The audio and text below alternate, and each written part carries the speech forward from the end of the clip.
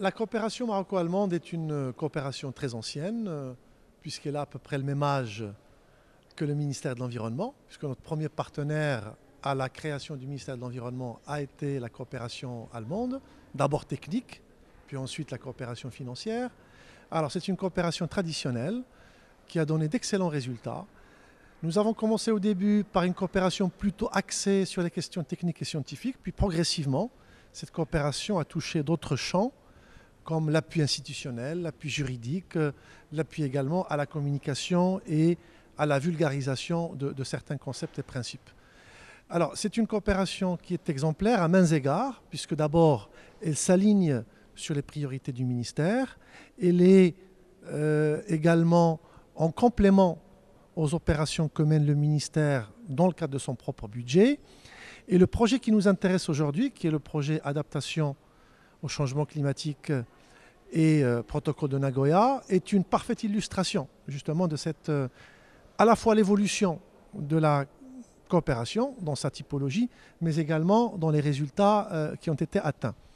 Alors ce projet dont nous vivons, disons, les derniers moments, a concerné d'abord dans une première composante le climat, pour l'adaptation, qui est un sujet hautement prioritaire pour notre pays, d'autant plus que tout ceci arrive à un moment où la COP22 vient de se tenir, avec des résultats importants sur le plan de la mise en œuvre de l'accord de Paris.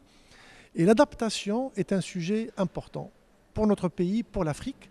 Et ce projet contribue dans 3 régions, 2 qui ont un caractère plutôt aride à semi-aride et littoral, et une région à caractère montagneux qui connaît beaucoup de précipitations et qui a donc d'autres problématiques environnementales et d'adaptation au changement climatique. Donc nous avons là, sur les 3 régions, des typologies qui nous permettent d'appréhender l'ensemble de la problématique d'adaptation au changement climatique. Alors cette composante se veut donc une composante d'appui aux acteurs territoriaux pour les outiller, d'abord par une meilleure connaissance de la vulnérabilité, et la mise en place d'une cartographie, d'indicateurs, d'un système d'information et de suivi et d'évaluation à la fois de la vulnérabilité, mais également des actions entreprises d'adaptation dans les différents secteurs concernés. Il y a également un aspect de vulgarisation de tout ça, de partage avec les autres régions, et donc un guide a été produit et qui va donc répliquer ce modèle dans d'autres régions.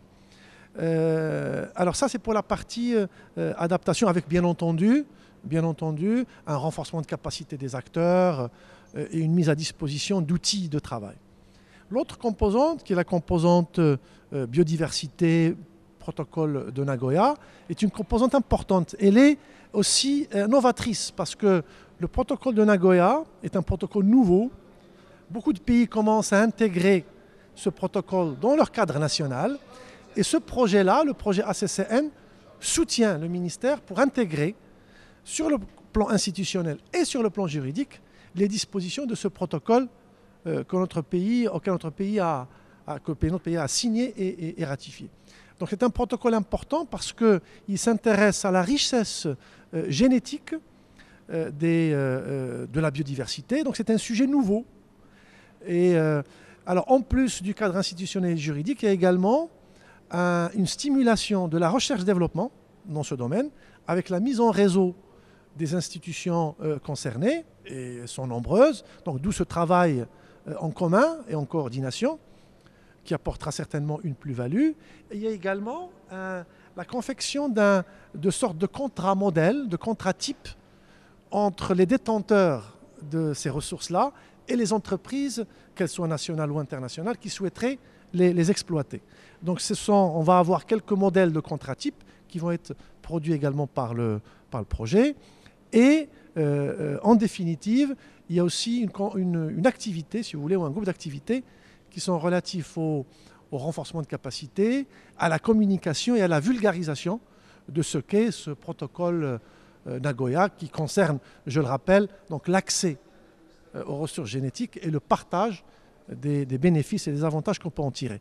Donc voilà, si vous voulez, grosso modo, un survol de ce projet qui arrive à son terme et qui a permis d'atteindre tous ces résultats. Alors notre ambition maintenant, c'est de faire en sorte que tout ceci soit bien entendu consolider, ça c'est important, mais par la suite dupliquer sur d'autres régions du royaume.